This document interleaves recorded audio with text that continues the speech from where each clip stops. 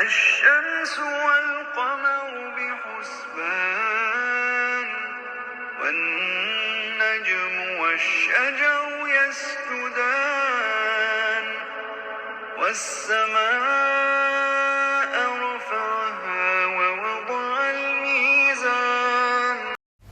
बिस्मिल्लाहिर्रहमानिर्रहीम। अस्सलाम वालेकुम। Welcome back to my channel. आप सब कैसे हैं? आई होप आप लोग बिल्कुल ठीक होंगे। हम लोग भी अल्हम्दुलिल्लाह से ठीक हैं।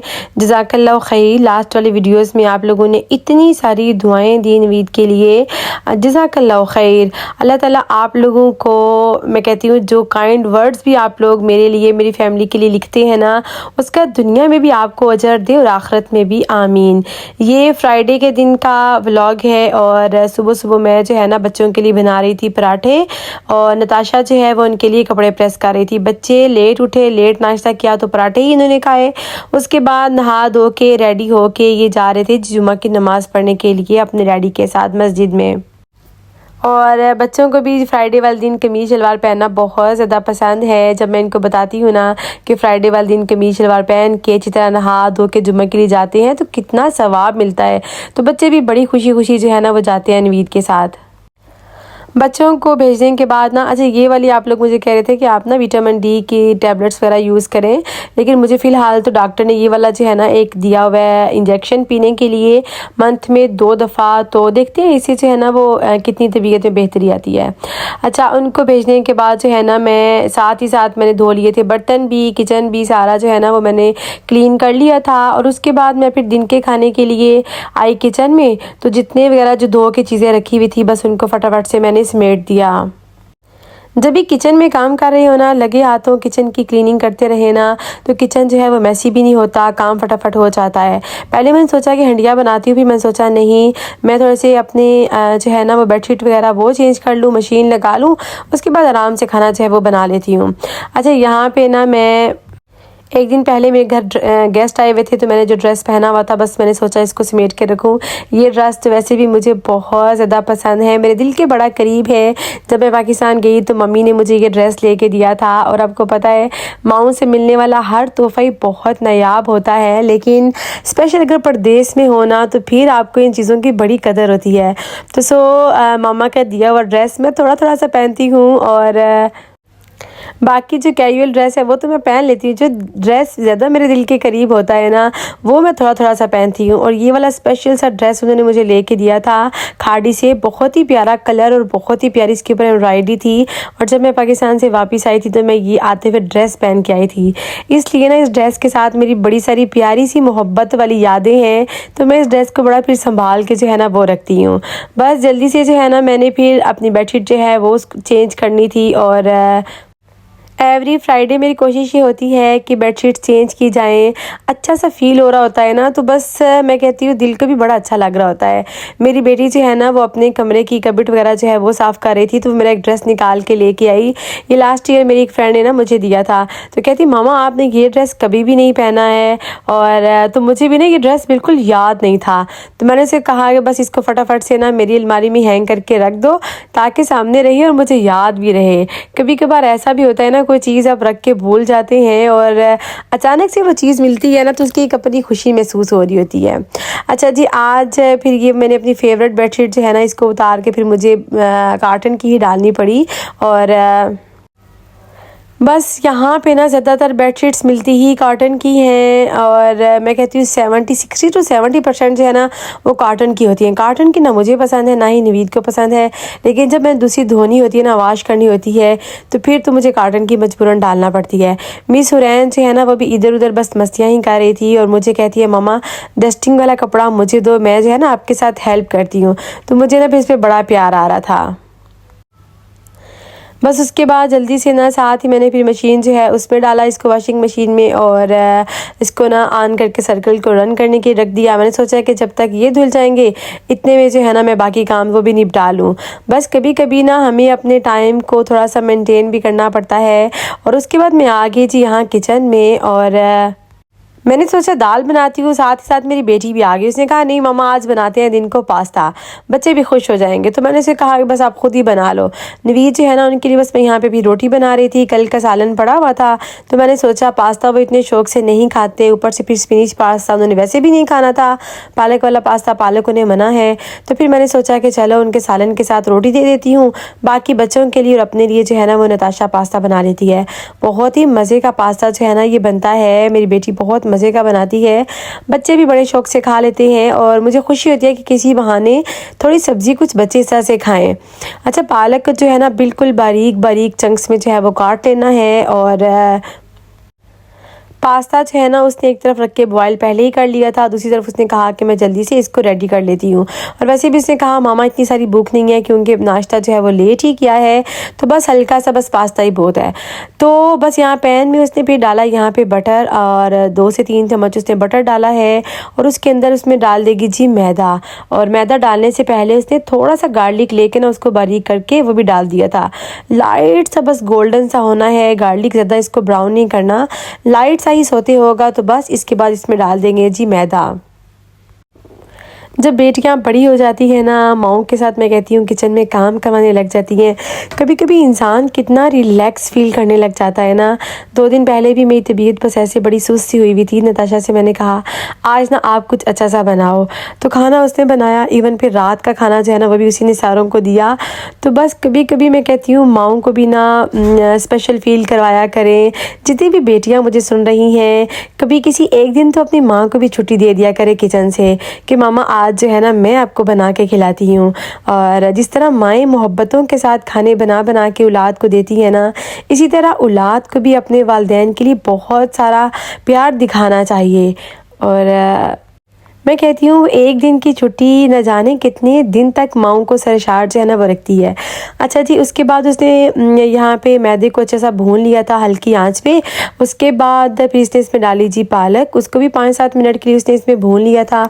उसके बाद फिर इसने डाला इसमें दूध, तकरीबन 2 से 3 कप दूध डालने के बाद ना इसकी अच्छी तरह इसको मिक्स करना है, वरना जो मैदा है उसकी गुठलियाँ बन जाएंगी। और इसके अंदर फिर मुझे इसने कहा मामा आके ना आप खुद मसाले डाल लो, तो वो शायद क्लिप मैंने रिकॉर्ड नहीं किया। मैंने इसमें थोड़ा सॉल्ट ऐड किया था और थोड़ी सी रेड दादर मिर्च ऐड की थी, साथ ही मैंने थोड़ी सी मैंने इसमें काली मिर्च भी ऐड कर ली थी। और बस उसके बाद इसने इसमें थोड़ा सा सॉस को पकाने के बाद इसमें डाल दिया पास्ता। और ये देखें जी, मज़ेदार किस्म का क्रीमी सा पास्ता जो है ये हमारा रेडी हो चुका था। बच्चों ने भी बड़ा खुश होकर खाया। सिर्फ खुरैन मैडम ने बड़े नखरे किए कि मुझे जो है ना सब्ज़ी वाला पास्ता नहीं खाना। अच्छा, उसके बाद ना ये शाम का टाइम था और पेरिस वाली साइड पे ना एक बहुत ही मज़ेदार किस्म की महफिल होने वाली थी रबीउल अव्वल से रिलेटेड। एक रूह परवर महफिल थी, तो मैंने सोचा कि बेटी को लेके जाती हूँ महफिल पे। और पहले तो नवीद ने कहा कि मैं भी आप लोगों के साथ जाता हूँ, सब चलते हैं। जेंट्स की भी थी साथ, लेडीज़ की भी थी। तो फिर नवीद की तबीयत ठीक नहीं थी, मौसम भी बारिश वाला था और फिर वो दिन को जुमा पढ़ने भी गए थे, तो मुझे था कि कहीं उनकी तबीयत डिस्टर्ब ना हो जाए। तो बस फिर मैं और नताशा जो है ना वही जा रहे थे। मौसम को देखते हुए फिर नवीद जो है वो घर रहे। और अपने आप को और अपने बच्चों को मैं कहती हूँ इस्लामिक जो माहौल है ना उससे टच रखना ही चाहिए। ये अपने लिए भी बड़ा ज़रूरी होता है और बच्चों के लिए भी। और आप सबको भी मेरी तरफ से बहुत बहुत रबीउल अव्वल की मुबारक हो। अल्लाह ताला इस बबरकत महीने की बरकतें समेटने की हमें तौफीक दे, आमीन। हम ज़्यादा से ज़्यादा जो है ना ज़िक्र अज़कार करते हुए ये महीना गुजारें। पाकिस्तान में तो आपको पता है इस मंथ की कितनी सारी रौनकें होती हैं, कितनी सारी बहारें नज़र आ रही होती हैं। हर घर पे जो है ना वो महफिल मिलाद हो रही होती है, कुरान हानी हो रही होती है। तो एक अलग ही इस मंथ का ना मैं कहती हूँ सरूर आता है। बस जी, फिर मैं और मेरी बेटी जो है ना वो निकल गए। मुझे फ़िक्र तो हो रही थी कि आते आते लेट हो जाएंगे, लेकिन मैंने कहा नहीं कोई बात नहीं, यहाँ पे कौन सा उससे से जो है ना वो इंसान को डर लग रहा होता है। तो नवीद ने मुझे कहा कि जब आप लोग वापस आओ तो मुझे इन्फॉर्म कर देना, मैं आप लोगों को लेने भी आ जाऊँगा आकार से। तो बस फिर हम लोग ना बेफिक्र होकर चले गए और अल्हम्दुलिल्लाह से ट्रेनें बसें जो है ना वो भी हमें बड़े टाइम पर मिल गई। और हम लोग तो मैं कहती हूँ तकरीबन सबसे पहले ही वहाँ पर पहुँच गए। मुझे अच्छा लगता है कि आप कहीं पर भी जा रहे हों आप टाइम की पाबंद रहें, और चाहे पाकिस्तान है चाहे बाहर है, जहाँ पे भी आप जा रहे हैं, इससे ना अपनी लाइफ में भी एक मैं कहती हूँ जब आप रेगुलर होते हैं ना, पंक्चुअल होते हैं, तो आपको टाइम जब फॉलो करते हैं तो बड़ा अच्छा लगता है।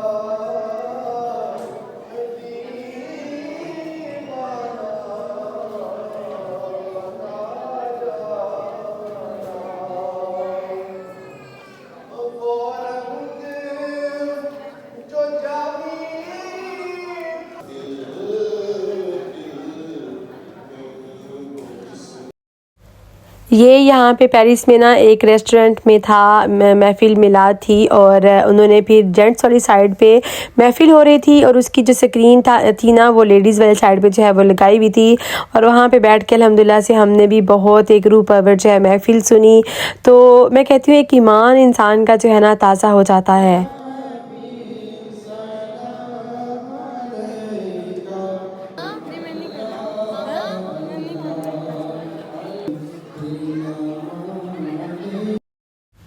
मैं ना नहीं चाह रही थी कि मैं दुआ मिस करके जो है वो जाऊँ, लेकिन शुक्र है कि हमारी जो बस थी ना उसके टाइमिंग से पहले पहले इज्तिमा जो है वो ख़त्म हो गया और पूरी महफ़िल अटेंड करने के बाद फिर हम लोग आए जी वापसी पे। फिर हमने बस ली अपनी, उसके बाद फिर हम लोगों ने पेरिस से अपनी ट्रेन ली और हम लोग आ गए जी फिर घर की तरफ।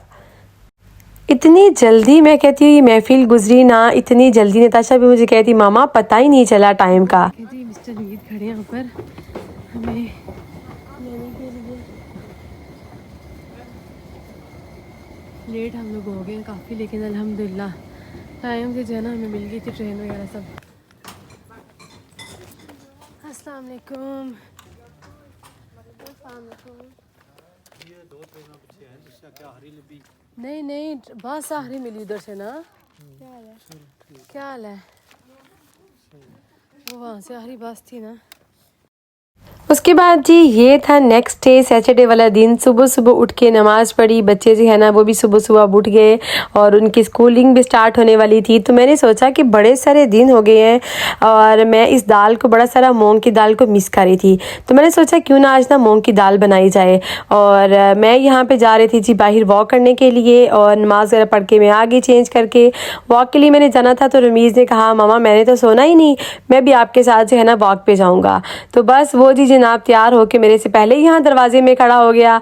फिर हम लोग माँ और बेटा जो है ना जाने लगे बाहर वॉक करने के लिए। मौसम बहुत मज़े का था तो मैंने सोचा कि बिल्कुल लेटना नहीं है वरना सुस्ती हो जाती है। और वैसे भी 2 डेज़ के बाद बच्चों की स्कूलिंग स्टार्ट है तो बस आज से ही ना अपनी रूटीन को थोड़ा सा चेंज किया जाए, वरना एकदम से बच्चों के स्कूल लग जाते हैं ना तो अगर लेट उठने लेट सोने की रूटीन होती है ना तो 2-3 दिन तबीयत बड़ी अजीब सी रहती है। तो बस देखें जी मौसम बहुत मज़े का था और मैं और रमीज़ जैसे ही बाहर आए थोड़ी देर के बाद ही बहुत ही ज़बरदस्त किस्म की धूप निकल आई।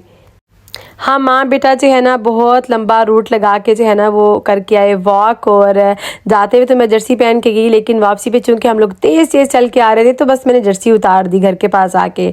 घर वापस पहुँचे हैं और मुझे था कि बच्चे जो है ना बाकी वो बड़े मज़े से सो रहे होंगे। तो बस घर वापस आने के बाद मैंने शावर लिया, उसके बाद मैं फ़्रेश हुई और मैं आ गई जी किचन में हंडिया बनाने के लिए।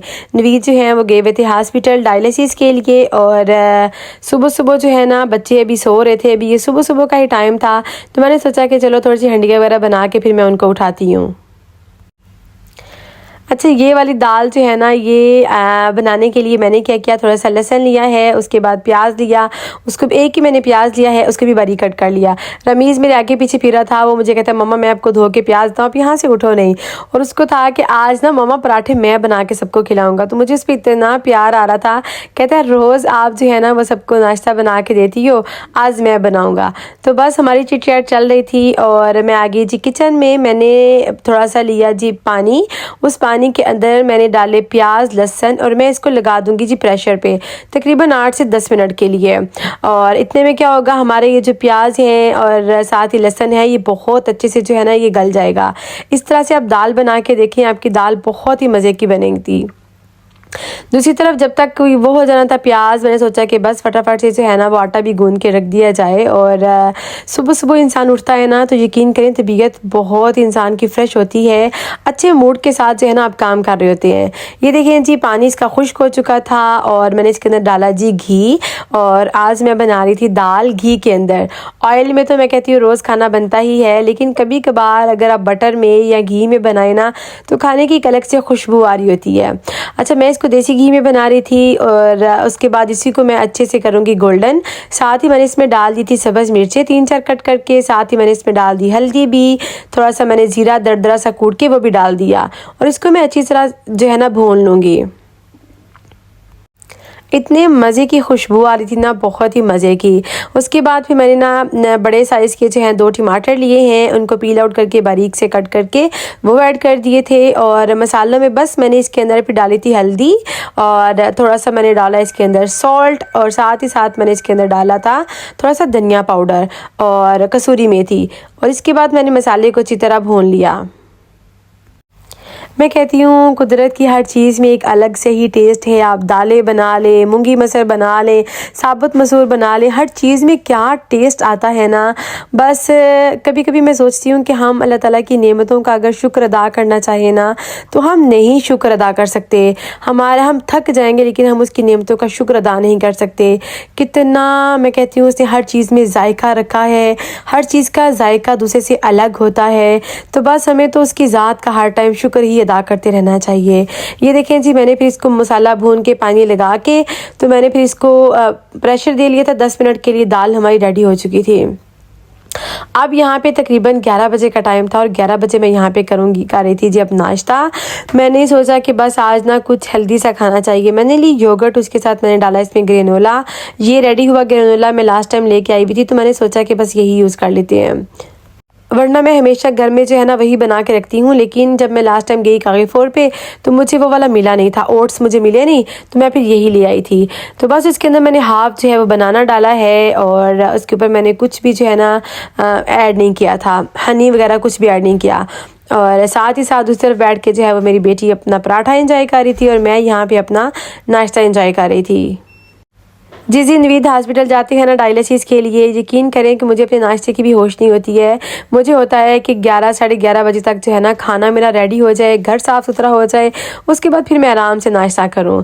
अच्छा, नाश्ता करने के बाद नवीद आए घर, उनको मैंने खाना वगैरह दिया और फ्री होने के बाद फिर मैं और फ़ाइक और नताशा हम लोग जा रहे थे जी मार्केट, क्योंकि बच्चों की स्कूलिंग स्टार्ट होने वाली थी। तो नताशा जो है ना उसको चाहिए थी एक शर्ट और मिस्टर फ़ाइक को चाहिए था पजामा। तो साथ इनको स्कूल की भी 1-2 चीज़ चाहिए थी, तो उन्होंने कहा कि मामा हमें आज ले जाएं, मौसम भी अच्छा है।